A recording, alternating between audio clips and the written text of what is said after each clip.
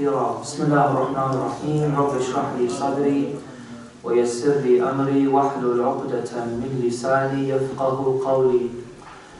Being here in the Panjatan Society brings back some very old memories. I think the last time that I was here was 2004, where I did Salatul Eid, I think it was. And Alhamdulillah, I am here again, and it is an honor for me to be able to share with you all some important notes in preparation for the sacred month of mourning, the month of Muharram, which is going to start in 3 or 4 days, is the first month in the lunar calendar. So this Friday that we are in is the last day in the last Friday of this lunar year. And we usually seize this opportunity to gain as much benefit as we can to prepare ourselves spiritually for the coming of the month of Muharram. We all know very well, Alhamdulillah, that each and every one of us benefit from the programs, the lectures, the rituals, and everything else that we do. Maybe consciously you might not be aware of how it is developing you as a follower of Ahlul Bayt alayhimus salam. But be certain and rest assured that it is affecting you consciously and subconsciously. It is creating the very identity that you will mold yourself into in the very near future. And what more do we need as young Muslim brothers and sisters living in the West, where we are confronted with so many different trends in society that go against all of the principles of Karbala and everything that Imam Hussein alayhi salam stood for. If we talk about religion, if we talk about loyalty, if we talk about faith, if we talk about social reform, if we talk about ridding the community of injustice, or anything of that sort, every angle in the message of Imam Hussein alayhi salam can be seen on a very scarce level wherever we may be. And that makes it even more difficult for each and every one of us to find within the rubble of everything that is around us, to find those principal core values that we hold so close to our hearts. And this is what we need to do in preparation for Muharram. What is the message of Karbala, and what are we going to take home, and what will keep us sustained as a collective group of people until the next Muharram? We know that there are 2 peak seasons as Muslims. One we share with everyone else around the world, around the Muslim world, and that is the month of Ramadan. And the other is Muharram, which is exclusively for the followers of Ahlul Bayt alayhimus salam. How many ahadith do we have that speak about the critical sides of lacking any benefit from fasting? Like, for example, Imam Sadiq alayhi salam, Allahumma salli ala Muhammad wa ali Muhammad, he says, كم من صائم ليس له من صيامه إلا الجوع والظمأ. How many people are there who fast, and their fasting is nothing more than being hungry and thirsty. Fasting comes, Ramadan comes and Ramadan goes, and they are pretty much the same, if not worse, if not maybe a little bit more kilos on their hips. And Muharram, exactly the same thing. We're in the Hajj season now, and we know the amount of people that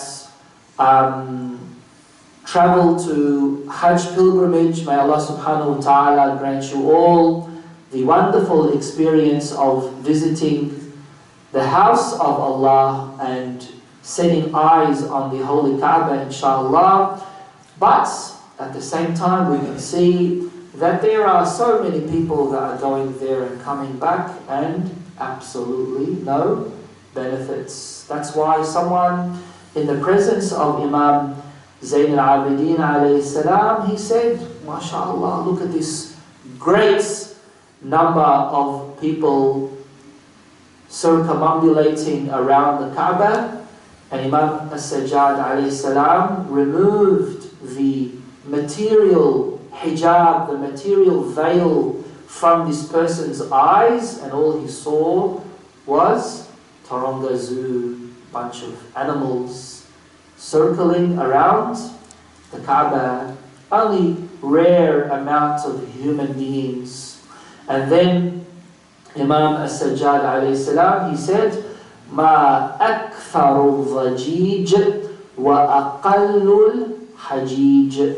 How abundant, how large in number is the commotion, the chaos, and how scarce are those who are performing pilgrimage. I think a message that I would like for myself to contemplate on during this Muharram is for me to compare myself to those core values that I just mentioned in Karbala, and how I am able to relate to them, how am I able to adjust myself and my lifestyle in such a way where they fall in line with the message of Imam Hussein alayhi salam. There is a hadith from Imam As-Sadiq, peace be upon him, where he narrates from Rasulullah sallallahu alayhi wa alihi. Allahumma salli ala Muhammad wa ali Muhammad. Maybe some pani, please. Pani. Don't you say pani? Isn't it what a pani or? Tandahi? I don't have eyes in the back of my head. Sallu ala Muhammad wa ali Muhammad.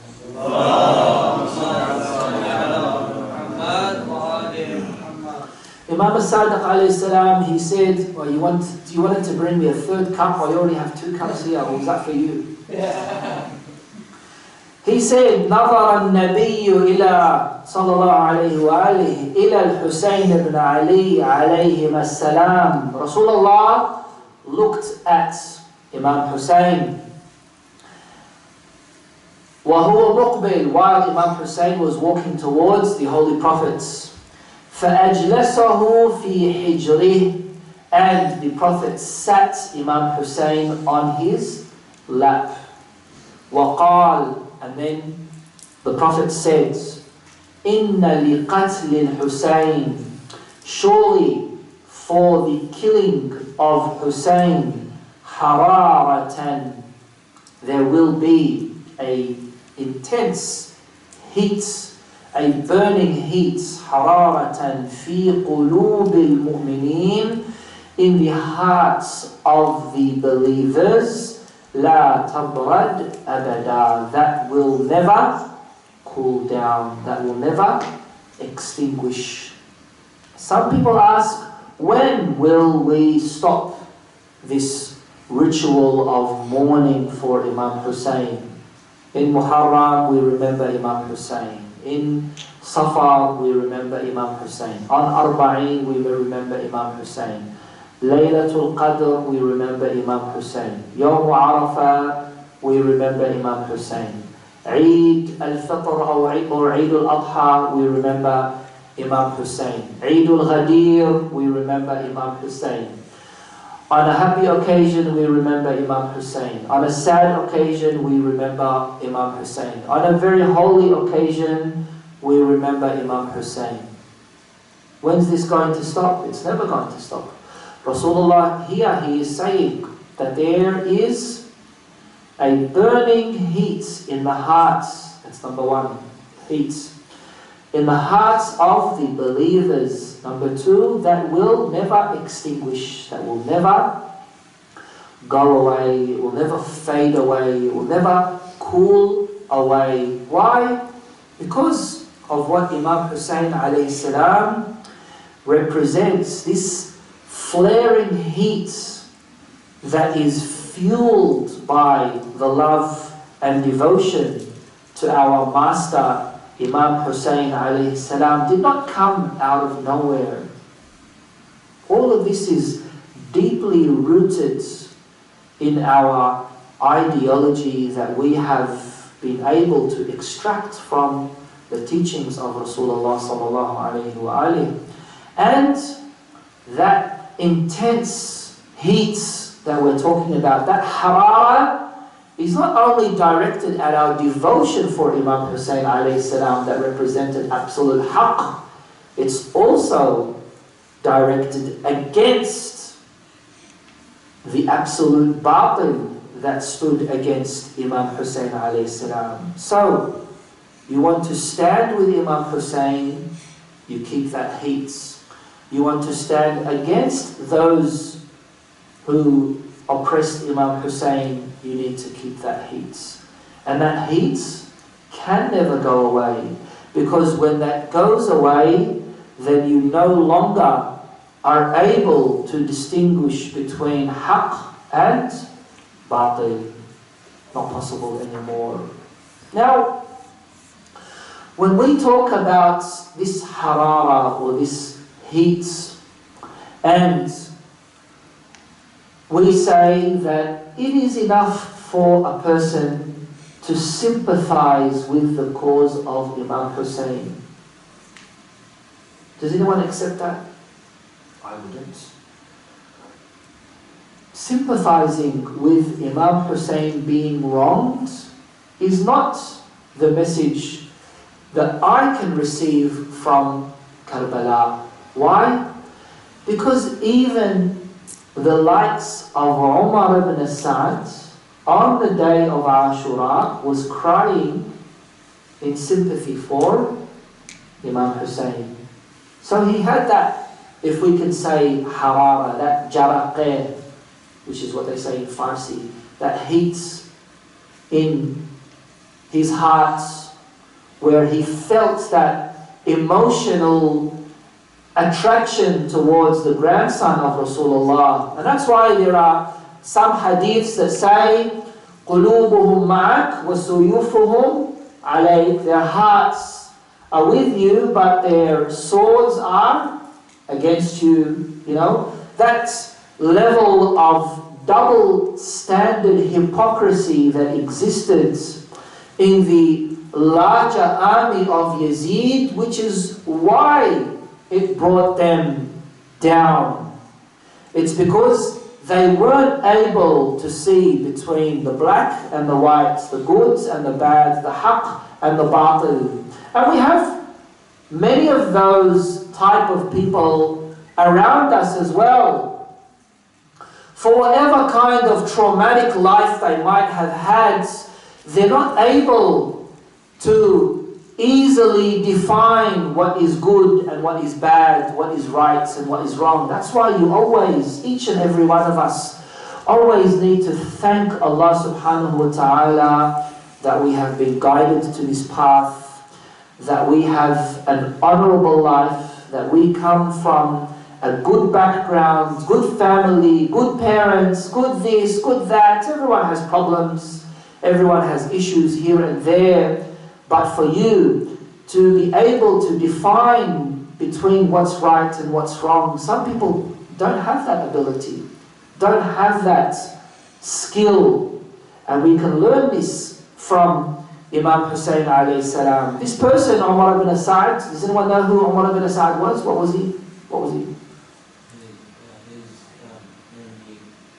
The leader of the Muslim. Yeah, like a commander-in-chief, or whatever you want to call him. And that's why I think all of you have heard the slogan, Kullu yawmin Ashura wa kullu ardin Karbala. How many of us know where did this come from? Who thinks it's a hadith? Yes? No? Anyone? Who agrees with this slogan? Everyone likes it? Everyone agrees with it? Am I allowed to do this interaction thing, or that's a no-no in Panjatan? I don't want to get angry. Maybe Sayyid Irfan is looking at me. Is that from Imam Jafar? No, it's not. It's not a hadith from any of the Ma'sumin alayhi salam. No, it's not. It's a slogan. Does everyone agree with it? Does anyone disagree with it? Anyone? I totally disagree with it, but does anyone else other than me? Because it's trying to take off the uniqueness from Karbala and the Day of Ashura.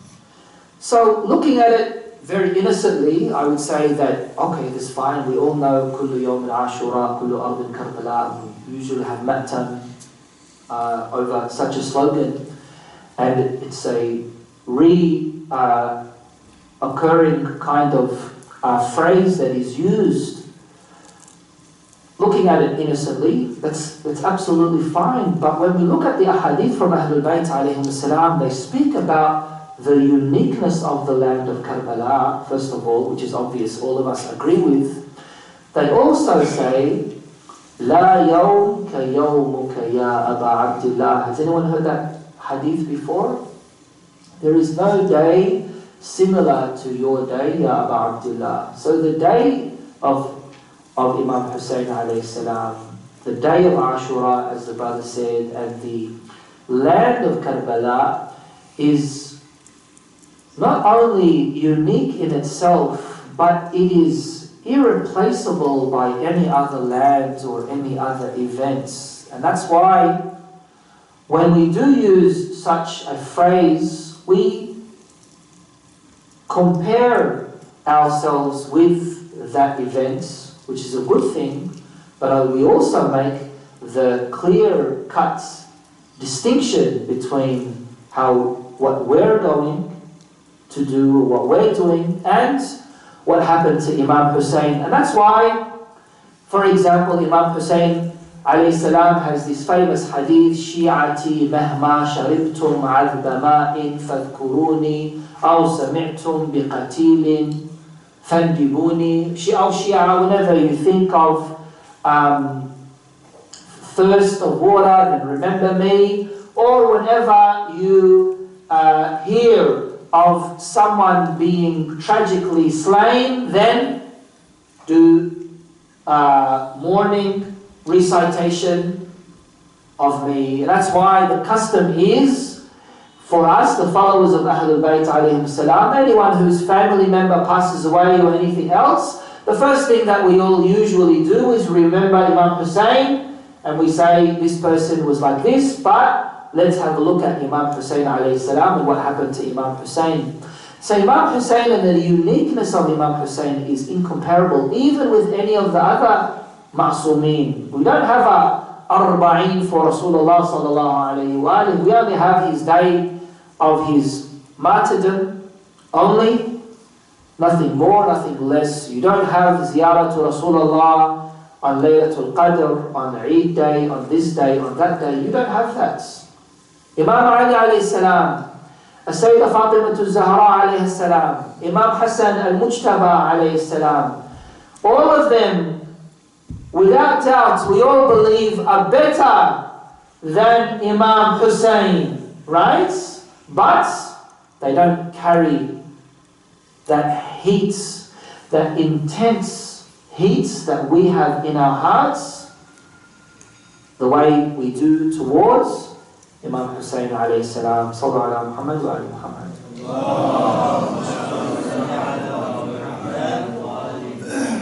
Now, This is why we will never end our procession of participating in programs for Imam Hussein. All the time, Muharram comes, we're back to the rituals, we're wearing our black clothes, we are no longer participating in happy celebrations.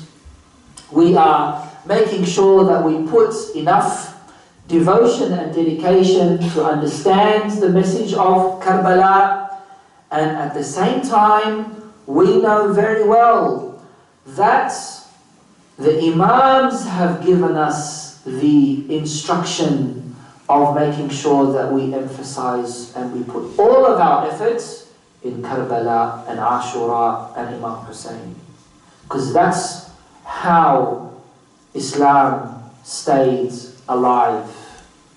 It was the blood of Imam Hussein and his family members and his companions that kept Islam the way it is today. Let me talk a little bit about the rituals that we perform during Karbala, during Muharram and Ashura, in commemorating Karbala. Again, the points that I'm trying to make is, number one, speaking about the first elements of the hadith narrated by Imam Sadiq from Rasulullah that speaks about the heat, that there is an intense heat, a burning heat in the hearts of the believers. So you can have heat, which is important, but you also need to have the heart of a believer. في قلوب المؤمنين. Again, Umar ibn Sa'd, he had that heat, but he didn't have that heart. He didn't have the heart of a believer. And the third is, will never cool down. These three elements, we are trying to bring them together to prepare ourselves mentally for what is to come, which is the month of Muharram. The purpose of rituals, when we are engaging with the tragedy of Karbala, we want to do so on every level. We want to make sure that we connect with Imam Hussein on every single level. So, we do it on an intellectual level by listening to a well-performed lecture. We want to do it in a collective level, so we don't listen to it on YouTube, we participate in the program physically. Just imagine, who does not have internet here? Okay. Just imagine, each and every one of us, or even half of us, was to say, I ain't going through no traffic to get to the centre, for someone to downsize me by looking at me in a very non-hospitable way. I'd rather be sitting down in my pyjamas, watching a lecture on YouTube. There's nothing more comfortable than that. How many people do you know think like that? Well, I know many people, unfortunately. Maybe they might have had a fallout with someone in the centre, an argument, an issue. Someone gave them too less biryani or too much biryani or something like that. And they said, you know what? I'm going to boycott all centres and I'm not going to go anywhere and I'll focus more on YouTube. Just imagine if we were to do that. What would happen to our mosques and centres and Husayniyas and Imam Bargas? And it's a big problem. And we can see it affecting us. And you might be on the path, you might think that you are at an age where you're comfortable, but you are depriving your children of what your parents gave you. When you were young and little kids, your parents would drag you down to the Husayniyah and do what you're doing, and they would do what they're doing. That's the environment that you grew up in. Now all of a sudden, because you are in your comfort area, your children are not going to be blessed with the same thing that you had. And this is of course very, very dangerous. And we can see that complete change in the remolding and reshaping of a new generation that's growing up, a generation that's obsessed with modern day technology and mobile phones and tablets and all these other things, which is really making things difficult on a moral level for all of us. So, what is the purpose for rituals? We said intellectual is very important. Collectively as a society is also extremely important. Then we have that emotional attachment as well, where we know there are so many hadiths that speak about the rewards of shedding tears for Imam Hussein alayhi salam. We have one hadith that says that even if it was the size of one wing of an insect, if you were to shed a tear weeping for Imam Hussein alayhi salam, even if it was that small of a size, heaven will be guaranteed for you. Why is it that there's so much of an emphasis on crying for Imam Hussein and weeping for Imam Hussein? Because of what it gives you. A person who weeps softens their hearts. That's why one of the signs of qasawatul qalb, or having a sang dil, do you say that in Urdu as well? Of having a hard heart is you're not able to cry anymore. You won't be able to weep. Doesn't matter what you do, that's it. You can't cry in reverence for Allah subhanahu wa ta'ala when you're asking for repentance or anything else, nor are you able to cry even if the worst of things happen right there in front of you. How many ceremonies and funerals do we see around us of people who are outside of the perimeters of the Shia faith? You look at them, there's no crying, there's no sad faces, they're just there looking at the coffin and walking away. That element of affection doesn't exist. And that's why it's easy for a person to go down that very dark path of hardening their hearts through sin, through neglect, through avoiding any kind of connection.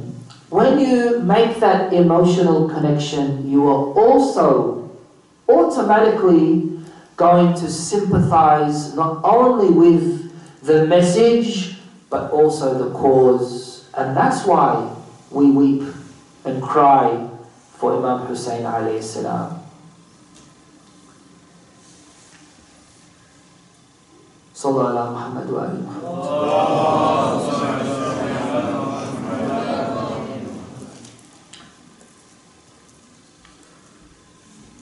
Outside of the followers of Ahlul Bayt, outside of Shia Muslims, nobody else has a ritual where people sit down together, collectively, as a group, and listen to a story that happened 1,400 years ago and cry and weep about it. And then, after they cry and they weep about it, they stand up and they beat their chests. Again, as a form, as a gesture, as a sign of grief and mourning, expressing not only your emotional attachments, but also your physical grief. And that's why we do matter. So, with that riqqa, and Rasulullah sallallahu alayhi wa alihi has himself mentioned this in a hadith, that al-buka min al-riqqa, that buka, that crying, weeping, in a long hadith, brings about softness of the hearts. And when your heart stays soft, it stays connected, it stays attached, and it stays away from sin. That's what we call al-qalbul salim. That sakina, that tranquility and inner peace that we want, comes from that. And when you mourn for Imam Hussein alayhi salam, you get close to him, you remember him, and it's going to affect you. It will make your personality. When you and I watch Channel 9 News and Channel 7 News, whatever kind of mainstream media, they say something so tragic. A man killed his wife and children over a overcooked pancake or something like that, and then straight away, and a panda was born in Japan. So something really, really, really tragic, and 1 minute later, something totally irrelevant, right? But to lighten up the life. And that's a foundation of Western civilization, where they bring your attraction, then they drag it away. And they've been very, very successful at that. Why? Because through this individualization of the secular, liberal kind of mentality, people don't do anything when they hear of such tragic events. Most of us listen to the news and carry on with our lives, right? But with the dramatization of Karbala, you are reenacting the events every single day of your life. And if that doesn't revive you, what will? Everyone following these points that I'm trying to make? How am I with time for that? Can I continue? No, you should never say that to a sheikh. You should never say that, because then I'll just keep on going on and on. I have some few hadiths that I would like to share with you all. So is everyone okay for me to, or should I just go back to Sydney? Imam Hussein alayhi salam, and the message that he had, gives us a very deep way of how we are able to interact with those people who are around us, and how I am always going to be morally and socially responsible for trying to help you and you and you and you. Imam Hussein alayhi salam, he had a follower by the name of Abu Harun al-Makfuf. And Abu Harun al-Makfuf was a poet. Imam Sadiq alayhi salam, he used to sit down and he used to say to Abu Harun, give me some nice poetry. In one place, in one time, he said, Ya Abu Harun, anshidni fil Hussein. Give me a poem on Hussein. Abu Harun started to recite a poem. And then Imam As-Sadiq alayhi salam stopped him. And he said, I want you to recite with a rhythm, according to the rhythm of Ahlul Iraq. He said, so it's a long hadith. First of all, he said, give me a poem. He was reciting the poem, and then he said, give that poem with some riqqa, with some softness, yani to be a little bit grievous, a little bit sad.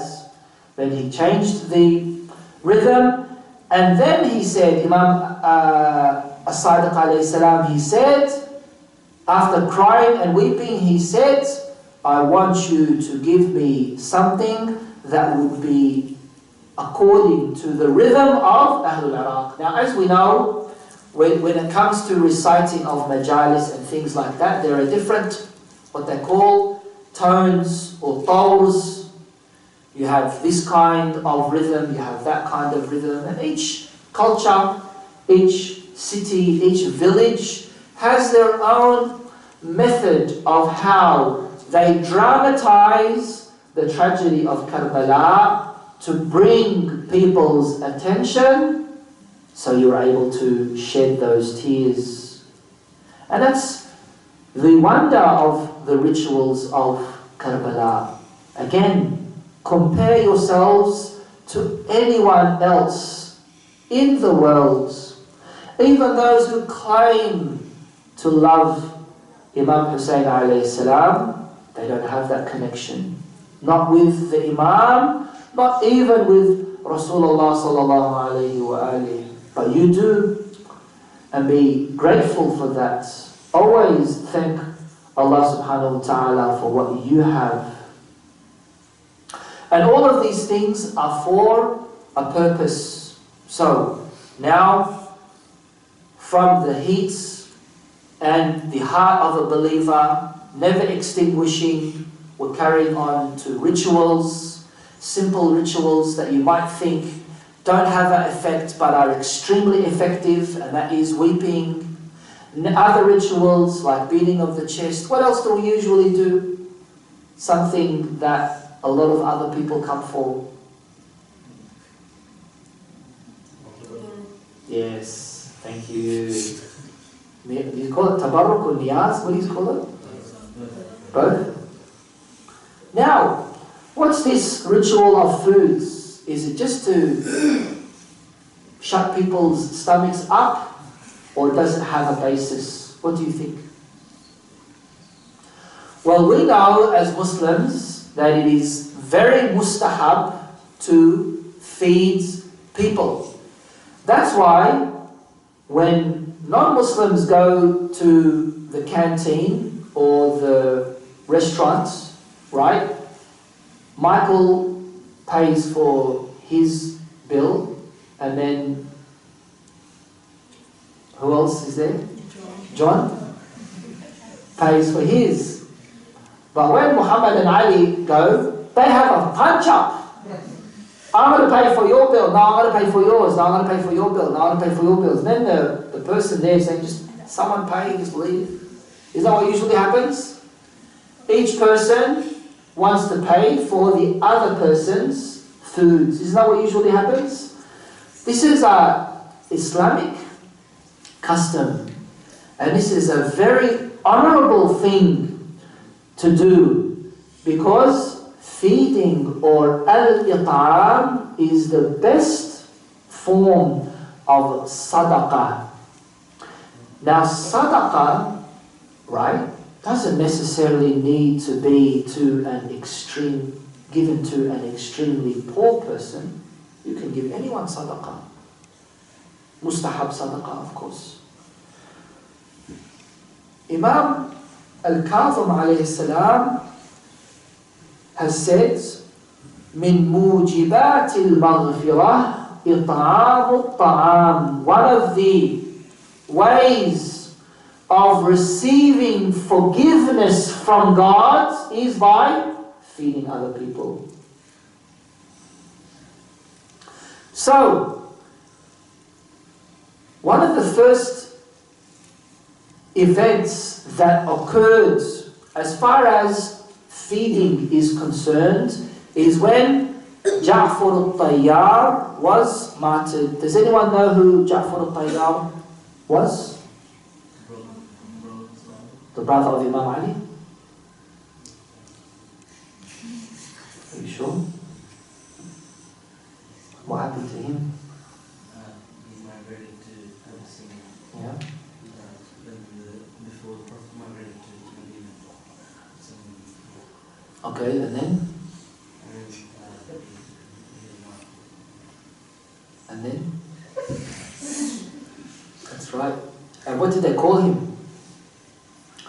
Ghasilul Malaika, the person who was washed by the angels. And that's why they called him Ja'farul Tayyar. What does Tayyar mean? Flying. Yes. Because Allah subhanahu wa ta'ala replaced his arms with wings. Thank you very much. Rasulullah sallallahu alayhi wa alayhi, he said, the family members are going to be busy with the funeral and mourning and everything else, feeds. And he appointed people to feed those who were coming and expressing their condolences. And he said so. This should continue for 3 days. And this is why we have a sunnah that whenever someone passes away, right, there should be niyaz or tabarruk distributed for 3 days, especially to the family members of the deceased. So you can focus on your mourning, right? How do you spell mourning? I was trying to get all, put you in the spot, but you Melbourne people are smart. You focus on your mourning, right? And let others focus on preparing all of the facilities for you. This is exactly what we do for Imam Hussein alayhi salam, where the people who are participating in the Azaa for Imam Hussein focus on that, focus on the lecture, focus on the matam, focus on benefiting and learning. And as far as the food is concerned, that's going to come their way. And that's why it is also a very important ritual, the feeding. Not to say that it is of this equal significance and importance, no. But the reason why I'm mentioning this and not others is sometimes some people might not value certain practices and cultural etiquettes that we regularly have in an Islamic center and say, well, let's eliminate this. If we were to do so, then that would save us a lot of money and also a lot of effort and waste and people throwing things around here and there. But at the same time, feeding is very good. Feeding is always good. And that's why people are always competing with others over how much money they're going to donate and give and contribute for the sake of Imam Hussein alayhi salam. And that's why, if you want the best of this life, you give for Imam Hussein. If you want the best of the hereafter, you give for Imam Hussein. If you can't give money, then give time. If you can't give time, then give knowledge. If you can't give knowledge, then give your physical abilities. If you can't give your physical abilities, it's a waste of oxygen. What else could you give? Can't give all of these things, then what else could you give? Each person does something in a different way, in their way. Maybe someone might say, look, I ain't that person who sits down and listens to some Sheikh or Sayyid go on for half an hour. That's not me. Give me a broom and I'll do the best job. Alhamdulillah. Maybe his rewards is more than the reward of the Mawlana sitting on the minbar. We don't know. Maybe someone else might say, look, I'm feeble, I can't do these kind of things. I'm going to just listen to the lecture and that's what I'm going to do. Someone else might do that, someone else might do that. That's why, unfortunately, we have evolved into a very judgmental kind of community where we say, oh, look at those people, they're only here for the matam. Don't we hear that usually? Do we usually hear that? They're only here for they weren't here for the lecture, but they're here for this. Don't we usually hear that? Yes or no?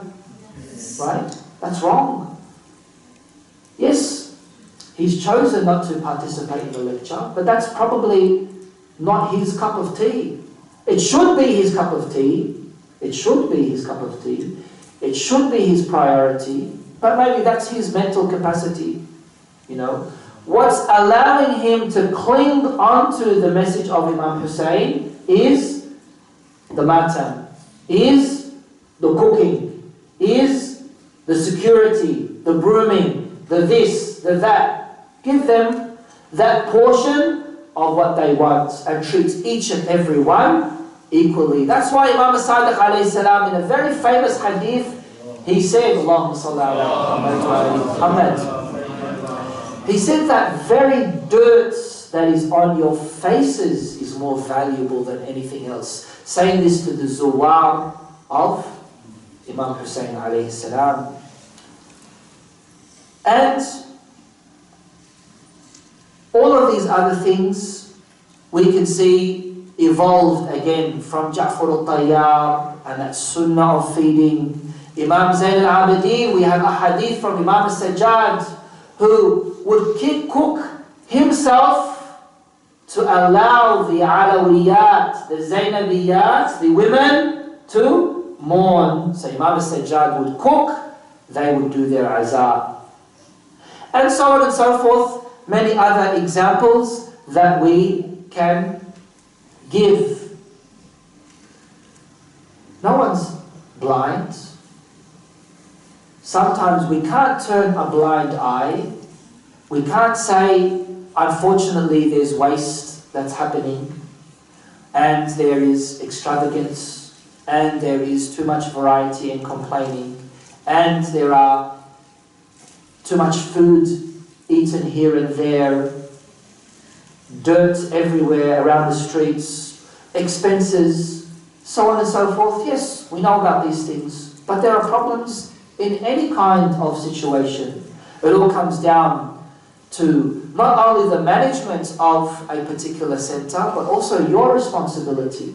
So if you are that irresponsible that you eat half of your kebab and throw it the rest on the floor, or you, as we were talking about this afternoon, you parking in someone else's driveway so you can get to the majlis on time, then you are being irresponsible. That doesn't mean that that very important cultural and religious rituals that we are doing is of less value.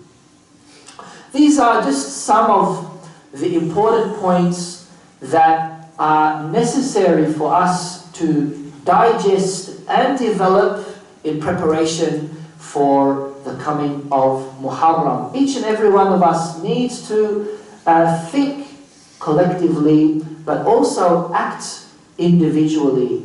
For you to be individually responsible for what it is that you are doing. When you're walking outside, you see a bag of rubbish, you pick it up and you put it in your car and you take it home because you know there's an overflow of rubbish in the Husseiniya. That's what all centers usually have. You know that there are some boys walking around in the suburb instead of sitting down next to their parents or doing this or doing that. That's also something that needs to be addressed. The younger children should be given the priority, and the older children should be, older men, not children, the older men should be the ones walking around doing what they're doing.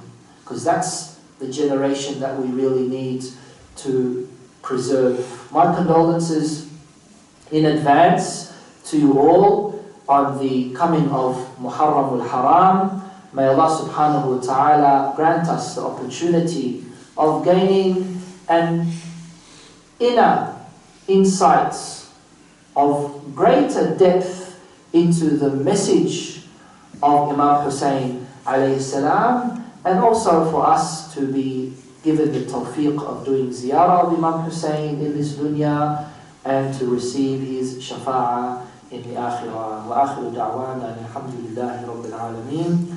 والصلاة والسلام على سيدنا محمد وآله الطاهرين